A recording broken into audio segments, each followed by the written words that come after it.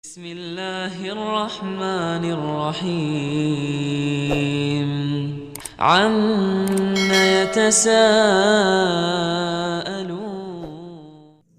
قال المؤلف رحمه الله تعالى ونفعنا به وبعلومه في الدارين آمين إلى أن قال عن أمير المؤمنين أبي حفص عمر ابن الخطاب radhiyallahu anhu,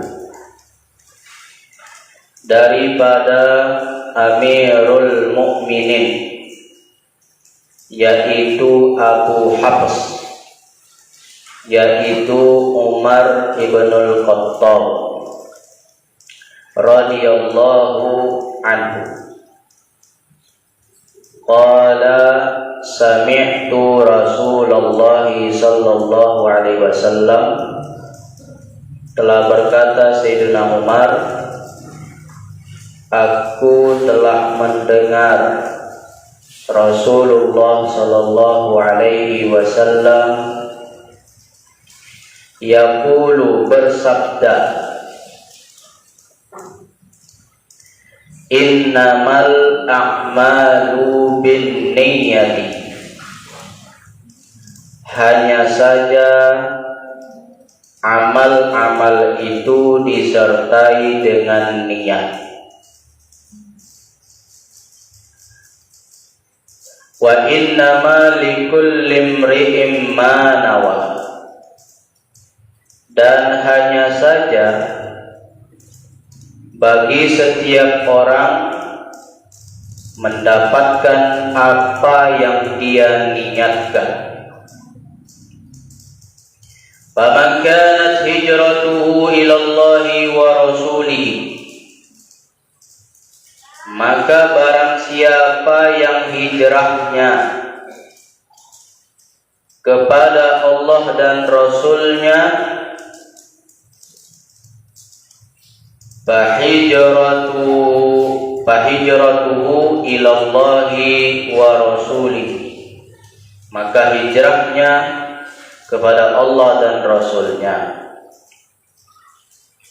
Wa man kanat hijratuhu ila dunya yusibuha,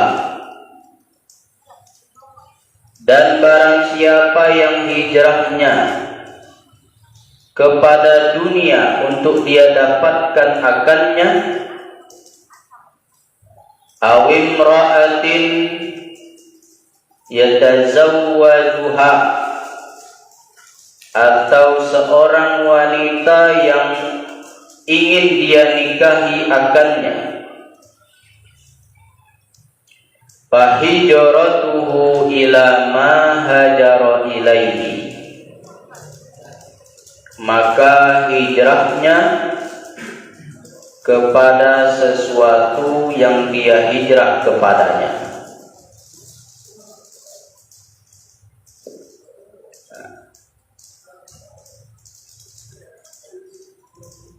Nah, jadi itu hadis yang pertama yang dicantumkan di dalam kitab Arba'in An-Nawawiyah,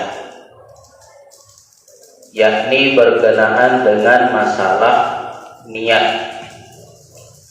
Hadis ini diriwayatkan oleh salah seorang sahabat Nabi yang bernama Sayyiduna Umar ibnul Khattab. Jadi Sayyiduna Umar ibnul Khattab radhiyallahu anhu adalah salah seorang sahabat baginda Rasulullah sallallahu alaihi wasallam, dan beliau digelari dengan Amirul Mukminin. Amirul Mukminin itu artinya adalah pemimpinnya orang-orang beriman.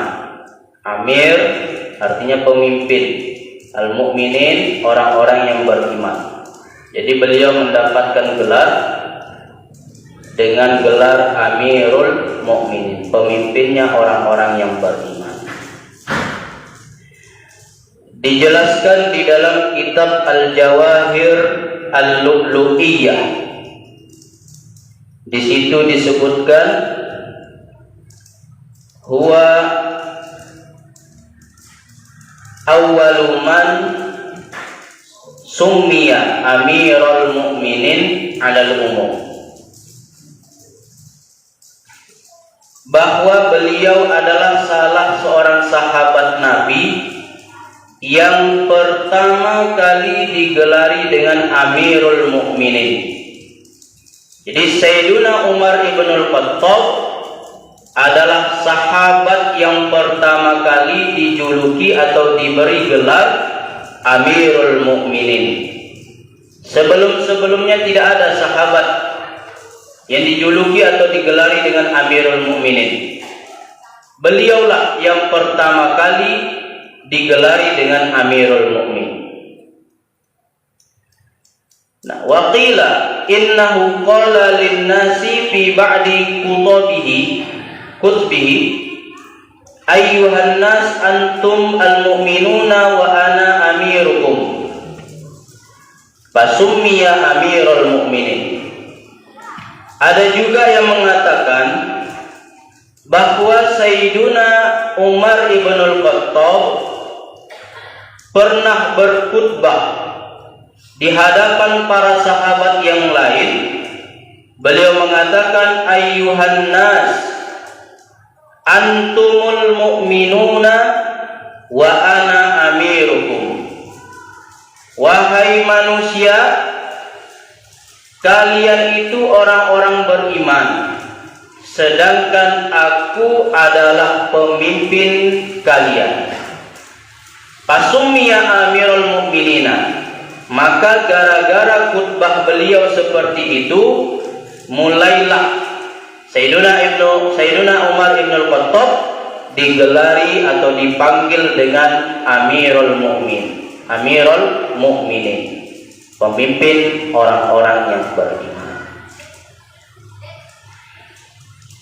Lalu apa sebutan pemimpin, panggilan untuk pemimpin sebelum Sayyidina Umar ibn al-Khattab? Maka disebutkan, wa kana qabla dzalika yuqalu lahu ya khalifata Rasulillah sallallahu alaihi wasallam. Sebelum Sayyidina Umar ibn al-Khattab berkhutbah seperti itu, yang mana dengan khutbah itu beliau digelari atau dipanggil dengan Amirul Mukminin. Sebelum khutbah itu beliau dipanggil dengan ya khalifah, wahai khalifah, khalifata Rasulillah sallallahu alaihi wasallam. Jadi panggilan untuk pemimpin sebelum khutbah Sayyidina Umar ibn al-Khattab, pemimpin pada saat itu dipanggil dengan ya khalifah, khalifatu Rasulillah sallallahu alaihi wasallam, khalifahnya Rasulullah sallallahu alaihi wasallam. Kemudian beliau diberi kunyah. Kunyah itu nama yang disandingkan dengan kata Abu dan Ummu. Contoh, Abu Hurairah, Abu Salamah, Abu Abdirrahman, Abu Abdillah, Ummu Salamah. Jadi nama yang disandingkan dengan lapas Abu dan lapas Ummu itu namanya kunyah. Dan kita disunahkan untuk memiliki kunyah. Biasanya kunyah itu disandingkan dengan nama anak yang pertama. Misal, anak punya anak namanya Muhammad, anak yang pertama. Maka kunyah anak adalah Abu Muhammad. Tapi tidak semestinya harus punya anak baru diberi kunyah. Sebab ada seorang ulama yang tak punya anak tapi dia diberi kunyah. Siapa dia? Salah satunya adalah Al-Imam An-Nawawi sendiri. Beliau itu termasuk min uzzab, ulama yang jomblo seumur hidup, tidak menikah beliau. sebab hidupnya disibukkan dengan menuntut ilmu. Dan beliau wafat pada usia 45 tahun. Jadi beliau belum menikah lagi, apalagi punya anak. Tapi ternyata beliau digelari atau diberi kunyah Abu Zakaria.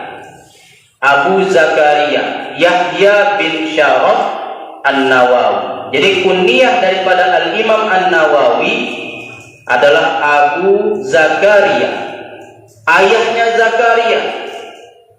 Apakah ini menunjukkan dia memiliki anak? Tidak, sebab beliau itu seumur hidup tidak menikah, apalagi memiliki seorang anak.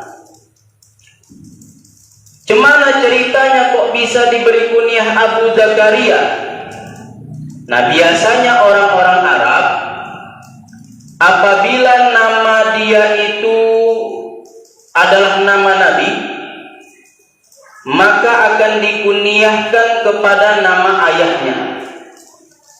Jadi apabila ada orang Arab, seseorang yang namanya adalah nama Nabi, maka dia akan dikunyahkan kepada nama ayah Nabi tersebut. Nama Al-Imam An-Nawawi adalah Yahya. Yahya itu salah seorang nabi juga. Ada nabi yang bernama Nabi Yahya. Sedangkan nama ayahnya adalah Zakaria, maka Al-Imam An-Nawawi dikunyahkan dengan Abu Zakaria. Jadi itu kenapa beliau diberi kunyah dengan Abu Zakaria. Sebab nama beliau adalah nama Nabi, Nabi Yahya. Ayah Nabi Yahya adalah Zakaria, Nabi Zakaria.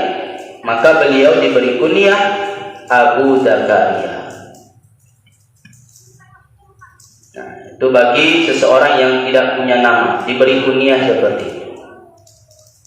Muhsin. Muhsin, ada enggak nama Nabi Muhsin? Ada ya? Adalah enggak jadi. Nah. Kemudian, jadi Sayyiduna Umar ibnul Khattab kunyahnya adalah Abu Hafs.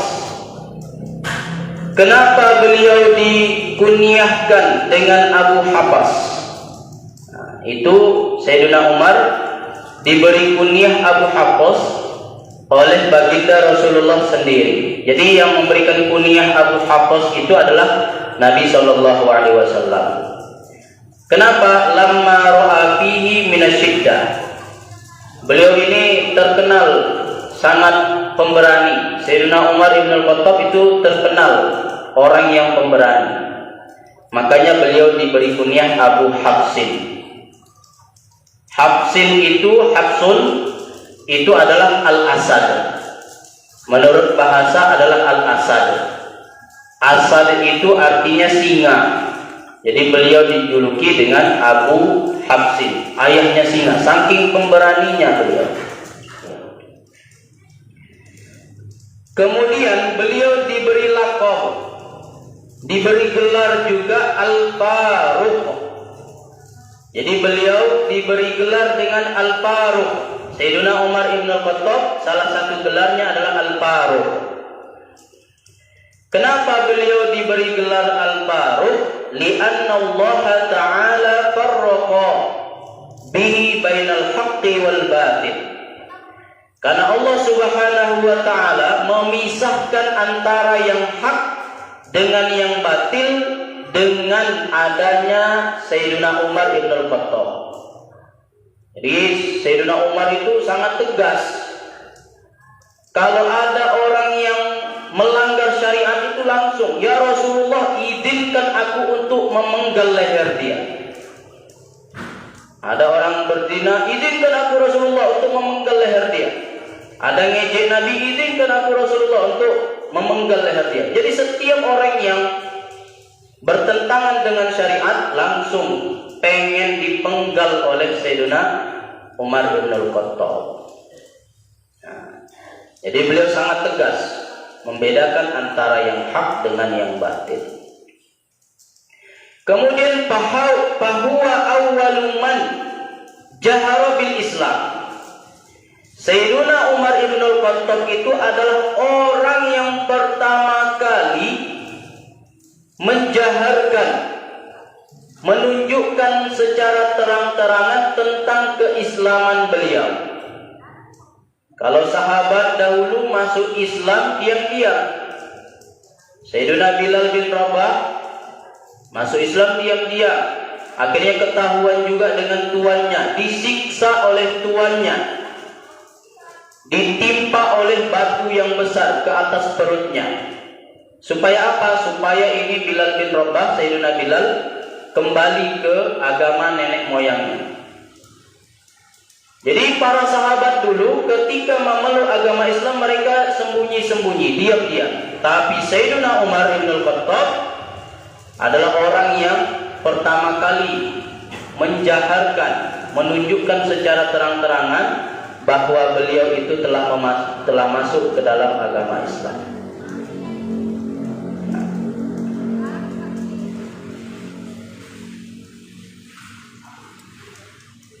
Nah, kemudian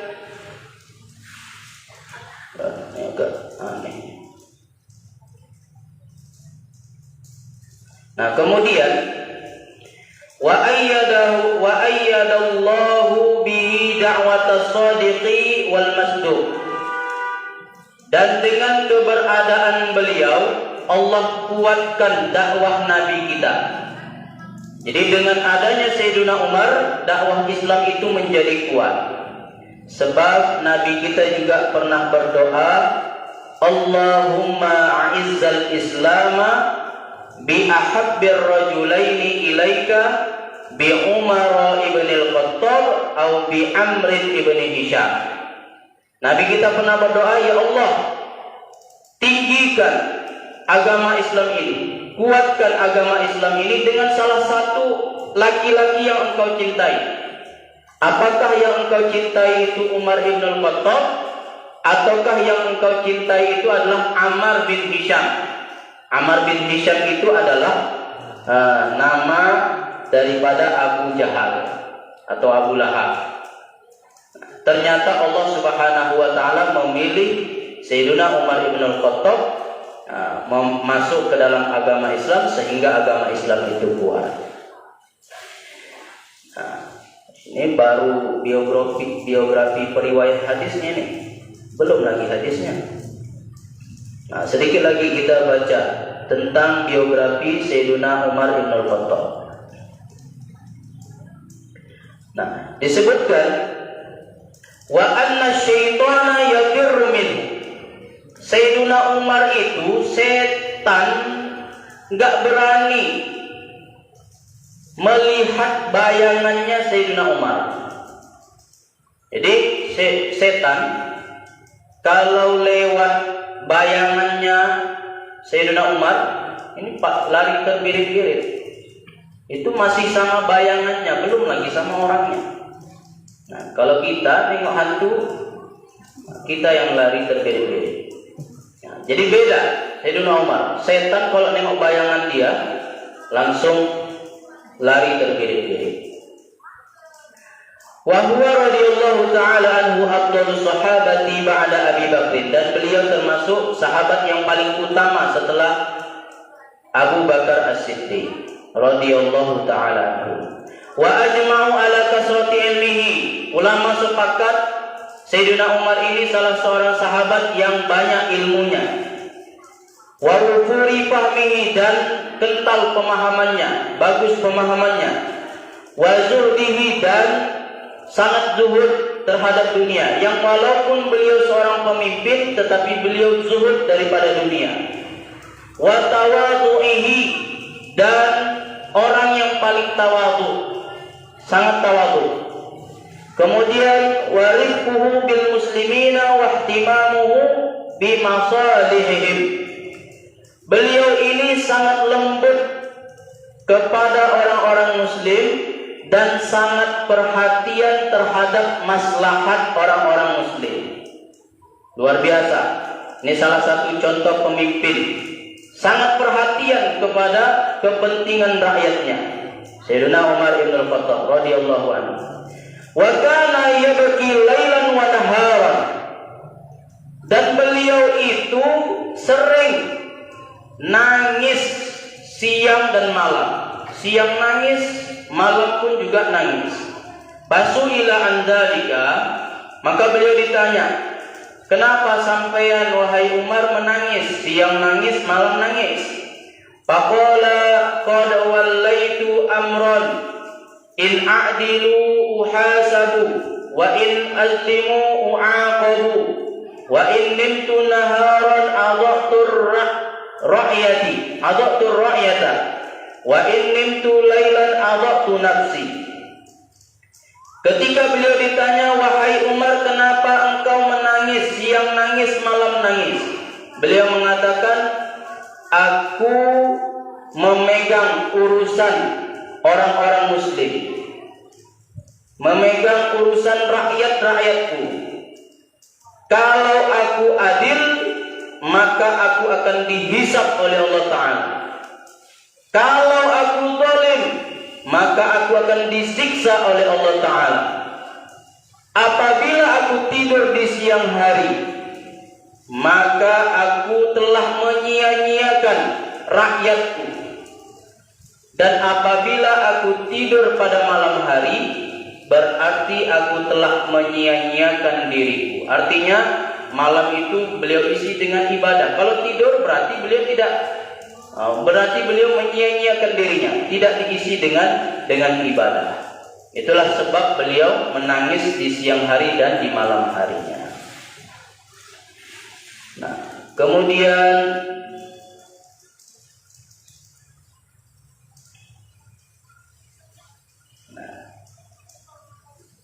yang terakhir, usia beliau sampai kepada 63 tahun. Jadi usia beliau 63 tahun, setelah itu meninggal dunia. Wa mata syahidan, beliau wafat dalam keadaan syahid. Syahidnya kenapa? Syahidnya karena beliau ditusuk oleh Wahabi ketika itu. Wahabi, dulu juga ada Wahabi. Al-Quran hanya di tenggorokannya saja, tidak masuk ke dalam hati. Orang-orang Wahabi di zaman Nabi pun juga ada. Siapa namanya? Namanya Abu Lu'lu'ah Al-Majusi. Abu Lu'lu'ah Al-Majusi. Oh, bukan ya? Kalau yang Wahabi itu yang membunuh siapa? Sayyidina Ali ya. Nah, ini Al-Majusi, salah. Abu Lu'lu'ah adalah Al-Majusi, orang Majusi. Majusi itu adalah pemeluk atau penyembah api. Nah, jadi di zaman Rasulullah atau di zaman Sayyidina Ali ada Wahabi. Nah, Wahabi, Khawarij. Itulah nenek moyang para Wahabi sekarang. Asal berbeda pendapat syirik, asal berbeda pendapat kafir, asal berbeda pendapat halal darahnya. Nah, itulah Khawarij. Nah, jadi beliau dibunuh oleh seorang Majusi.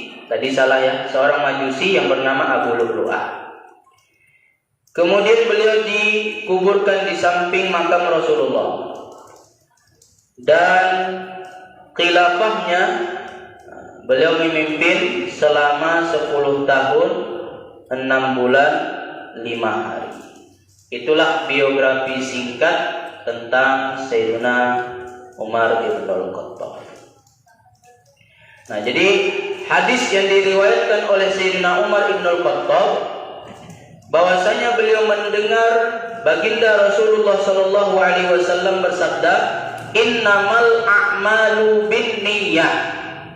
Hanya saja amal itu disertai dengan niat. Ai innama sihhatul a'mal binniyah. Maksudnya adalah hanya saja sahnya amal itu harus dengan niat. Artinya ketika seseorang beramal tidak pasang niat, maka amalnya tidak sah. Jadi itu pemahaman di dalam mazhab kita. Berbeda di dalam mazhab Hanafi. Innamal a'malu binniyah, maknanya adalah innama kamalul a'mal bin niyah. Hanya saja sempurnanya amal itu disertai dengan niat. Maka kalau tak berniat ya sah. Tapi kalau berniat sempurna amalnya. Itu dalam mazhab lain. Dalam mazhab kita maksudnya adalah innama sihhatul a'mal bin niyah. Hanya saja sahnya amal itu disertai dengan niat. Kemudian kalimat innama, lafaz innama. Innama itu kalau dalam ilmu nahwunya disebut adatul hasri. Kalimat yang membatasi. Kalimat yang membatasi. Artinya hanya dengan niat amal itu sah. Kalau tidak dengan niat maka amal itu tidak sah.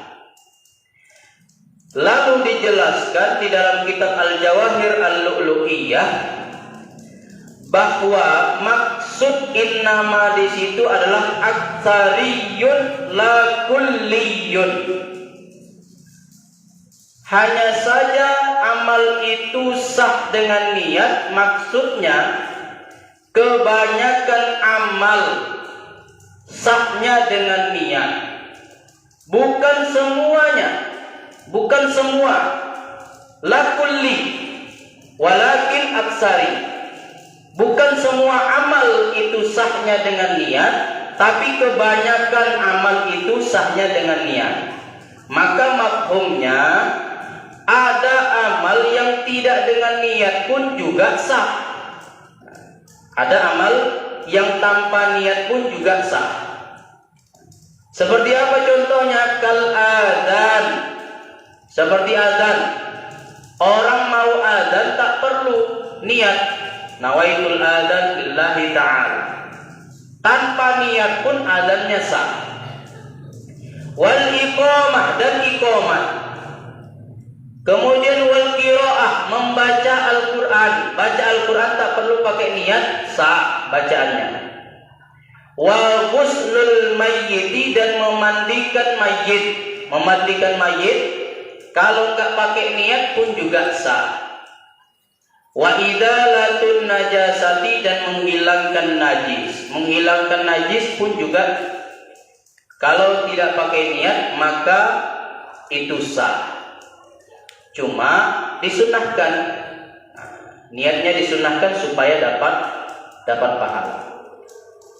Nah, jadi makna innama di situ adalah aktsariyun la kulliyun. Kebanyakan amal disertai dengan niat, bukan semuanya.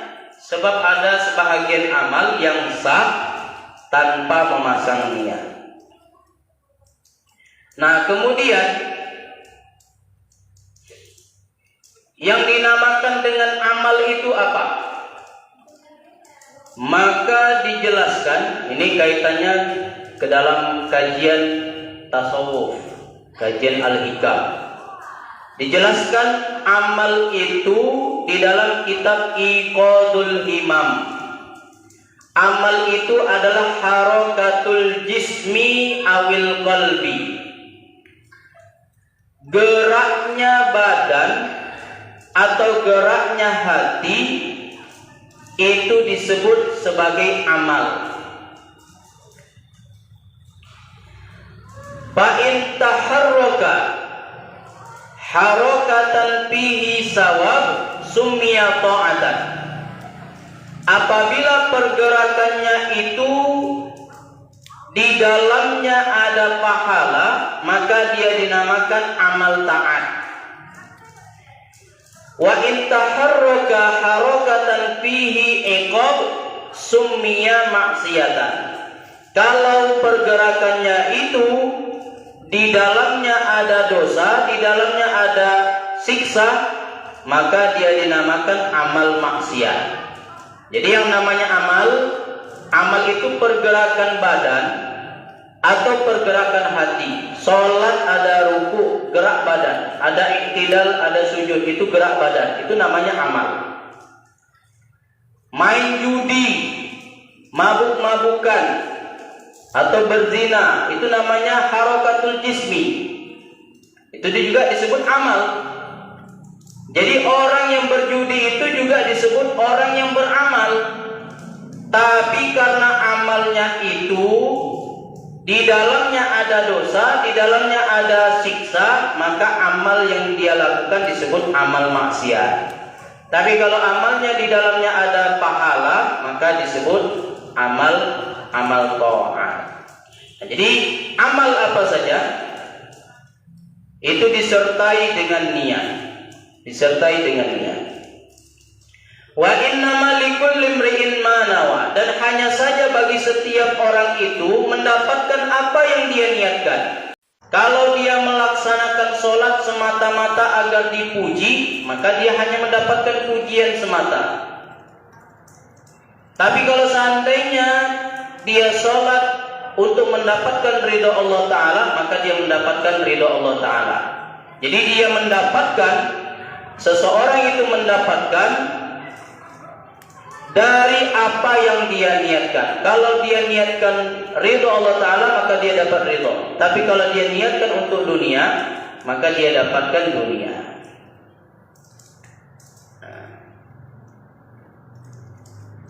Paham ya? Nah, di dalam kitab Jawahir lagi, Al-Jawahir Lu'lu'iyah, dijelaskan innaha tufidu annal a'mala al-'adiyata tasiru ta'atan yusabu 'alaiha fa'iluha idza nawa biha al-qurbata. Dari hadis di atas memberikan faedah, memberikan pemahaman bahwa amal-amal adat, perbuatan-perbuatan adat itu bisa jadi perbuatan taat, bisa jadi amal taat, yang mana orang yang melakukannya bakalan mendapatkan pahala apabila dia niatkan untuk mendekatkan Allah Ta'ala. Seperti apa? Kal akli wasyurbi, seperti makan dan minum. Makan dan minum itu namanya harokatul jismi, pergerakan badan. Dan ini termasuk amal adat, amal kebiasaan, bukan amal ibadah, tapi amal adat. Yang walaupun makan dan minum termasuk amal adat, kalau dia niatkan untuk qurbah, mendekatkan diri kepada Allah Ta'ala, maka dia dapat pahala. Contoh, dia makan nasi, dia niatkan supaya bisa semangat ibadah, supaya bisa semangat mencari nafkah untuk anak istri. Kemudian contohnya lagi tidur. Tidur itu amal adat. Dia laksanakan, dia kerjakan tidur itu supaya nanti bisa enak. Saat ibadah tidak ngantuk, saat menuntut ilmu tidak ngantuk, saat berzikir tidak mengantuk, maka tidur itu dapat pahala. Maka jangan sampai tidurnya di majelis ilmu, ya tidurnya di rumah lah supaya dapat pahala ketika menuntut ilmu. Ini tidak, terbalik, tidurnya di majelis ilmu. Nah, di majelis ilmu. Jangan tidur di majelis ilmu. Ya, jangan tidur di majelis. Kalau bahasa kasarnya di dalam hadis, ilmu itu ibarat berlian, permata, dan permata itu tidak layak digantungkan di leher babi. Maka begitu juga dengan ilmu, tak layak dikalungkan diberikan kepada seorang santri yang tidak mau menerima ilmu itu. Untuk apa diberikan kepada santri tadi, sedangkan dia sendiri tidak layak menerimanya, tidak mau menerimanya bahkan. Ya, salah satunya tadi lah contohnya, nggak nerima ilmu tadi, contohnya tadi lah yang ngantuk di majelis.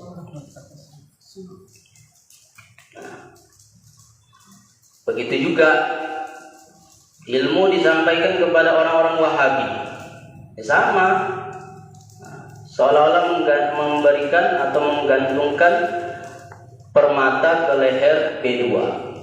Ngasih ilmu ke orang-orang Wahabi itu sama seperti gantungkan berlian ke leher B2.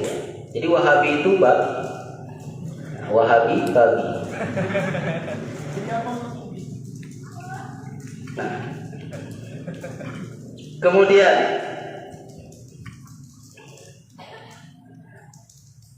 wan-naumu idza qasada bihi al-istiraha li ajli istiqadi li sholati subhi. Ada. Begitu juga tidur tadi, tidur itu amal adat. Apabila dia niatkan untuk istirahat supaya bisa bangun untuk sholat subuh secara tunai, maka tidurnya mendapatkan pahala. Nah, kemudian faedah yang berikutnya daripada hadis innama likulli imri'in ma nawa, bahwasanya innaha tadullu ala anna man nawa syai'an yahsulu lahu wa illam ya'lamhu limani'in syar'iyyin kamaridin takhallafa 'anil jama'ati wa kana qasduhu fi'laha laulal marad. Bahwasanya menunjukkan orang yang meniatkan sesuatu dia bakalan mendapatkan pahala dari apa yang dia niatkan. Wa illam ya'malhu, walaupun dia tidak mengamalkan. Jadi ada orang yang berniat melakukan satu amal ibadah, tapi cuma niat doang, tidak mengamalkan apa yang dia niatkan. Yang walaupun tidak dia amalkan, dia dapat pahalanya itu. Seperti apa contohnya? Seperti orang sakit. Ini ada orang sakit, biasanya dia sholat jamaah, tapi karena dia sakit tak bisa melaksanakan sholat jamaah. Akhirnya dia niat, ya Allah, kalau seandainya aku nggak sakit, aku bisa jamaah hari ini. Yang walaupun dia tidak melaksanakan sholat jamaah, tetap dia mendapatkan pahala sholat jamaah karena apa yang dia niatkan. Wa innama likulli imri'in ma nawa. Hanya saja seseorang itu mendapatkan apa yang dia niatkan. Nah, kemudian niat itu juga bisa ta'addud. Ta'addud itu berbilang. Yang walaupun amalnya satu, tapi kalau niatnya banyak, dia dapat pahala banyak. Nah, amalnya satu, tapi yang dia niatkan banyak, maka dia mendapatkan pahala yang banyak. Dilipat gandakan pahalanya. Seperti apa contohnya? Idza jalasa syakhsun fil masjidi bi niyatil i'tikafi wa intidhari sholati wal uzlati wa qiraatil qur'ani wa hifdzis sam'i wal basari wal lisani amma la yu'nihi wa imaratil masjidi bidzikri. Seperti orang yang duduk di masjid. Ada orang duduk di masjid, itu amal. Duduk di masjid amal. Iktikaf di masjid amal. Tapi dia masukkan di situ banyak niat. Di dalam masjid dia pasang niat iktikaf, satu. Kemudian intidhari sholat, menunggu waktu sholat, dua. Kemudian uzlah, menyendiri. Kemudian yang ketiga, membaca Al-Quran di dalam masjid. Kemudian menjaga pendengaran dan penglihatan daripada yang diharamkan oleh Allah Ta'ala di masjid, supaya enggak nengok yang diharamkan Allah Ta'ala. Kemudian menjaga lisan agar tidak menggosip di masjid. Nah, sengaja dia iktikaf di masjid supaya tidak menggosip. Nah, ini cocok bagi wanita yang suka menggosip. Nah, kalau suka menggosip, niatkan iktikaf di masjid.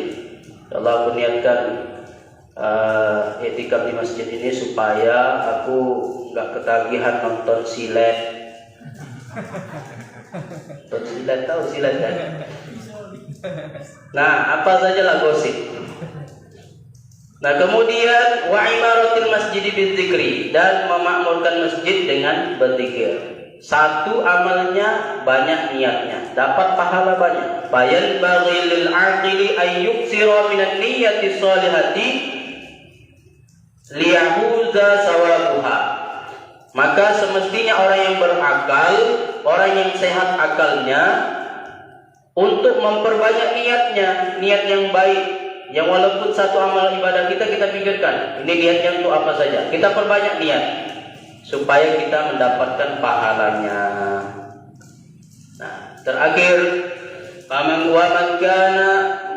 kanat hijratuhu ilallahi wa rasulihi fa hijratuhu ilallahi wa rasulihi. Siapa yang hijrahnya karena Allah Ta'ala dan Rasulnya, maka hijrahnya itu mendapatkan Allah dan Rasulnya. Dan barang siapa yang hijrahnya untuk mendapatkan dunia atau mendapatkan wanita untuk bisa dia nikahi, maka dia hijrahnya mendapatkan apa yang dia niatkan. Hijrah itu hakikatnya berpindah dari satu tempat ke tempat yang lain. Contohnya di tempat itu udah tersebar maksiat, kita nggak tahan hidup di situ, takut juga tergelincir melakukan maksiat tadi. Akhirnya kita berpindah ke tempat yang lain. Itu namanya hijrah. Tapi hijrah juga bisa diartikan berpalingnya seseorang dari perbuatan dosa kepada perbuatan taat. Yang tadinya dia suka maksiat, sekarang dia jadi ahli ibadah. Yang tadinya dia malas menuntut ilmu, sekarang dia semangat datang ke majelis ilmu. Yang tadinya dia suka atau jarang melakukan sholat, jarang melakukan ibadah, sekarang udah semangat melaksanakan kewajiban. Itu hijrah. Nah, orang yang hijrahnya karena Allah dan Rasul, dia bakalan mendapatkan Allah dan Rasul. Jadi hijrah itu harus diniatkan karena Allah dan Rasul, bukan karena ikut-ikutan saja.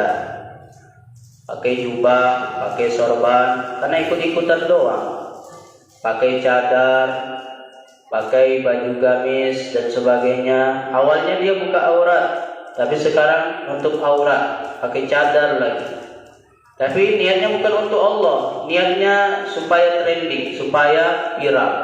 Oh, ini si kawan ini dulu orangnya kayak gini, sekarang dia udah masya Allah, udah taat luar biasa. Nah, perbaiki niat hijrah kita. Nah, orang yang hijrahnya untuk dapat dunia, maka dia dapat dunia. Hijrahnya tujuannya untuk dipuji, ya udah dapat pujian doang. Atau dia niatnya mendapatkan seorang wanita yang ingin dia nikahi, datang ke majelis ilmu selfie, datang ke jumpai syekh ini selfie, jumpai syekh itu siapa supaya juga sama ulama, kayaknya laki-laki soleh, supaya dapat itu ya sudah, yang dia dapati cuma itu doang. Atau wanita dahulunya nggak pakai cadar, sekarang bercadar, selfie.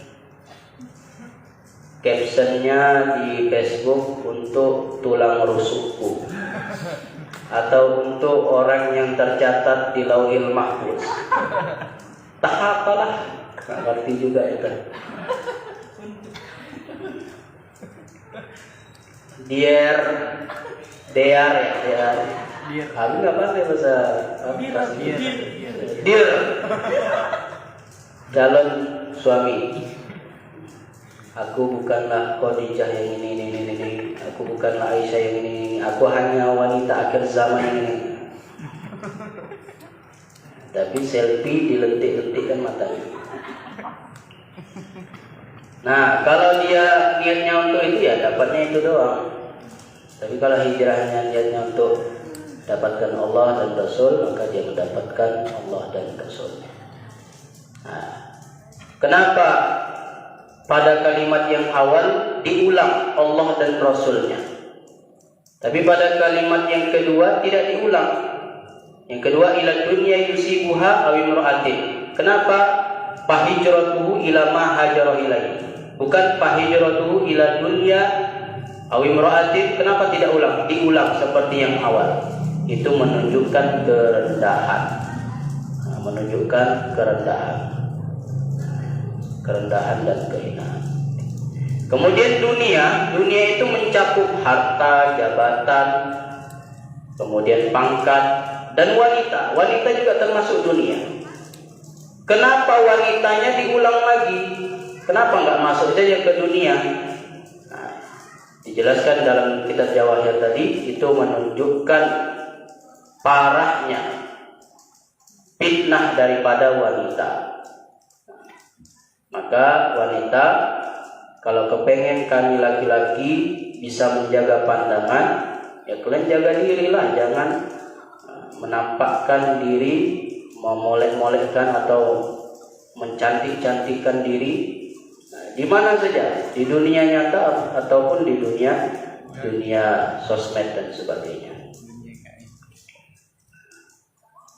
Pasang foto matanya lentik, digoda marah. Ya salah sampai ngapain pasang foto kayak gitu. Jadi kalau ingin laki-laki, kami sebagai laki-laki menjaga pandangan kami, ya kalian jaga diri. Jangan menampakkan diri. Jangan memperlihatkan diri. Nah, itu hadis yang pertama dari kitab Arba'in An-Nawawiyah. InsyaAllah kita lanjut hadis yang kedua pada pertemuan yang selanjutnya.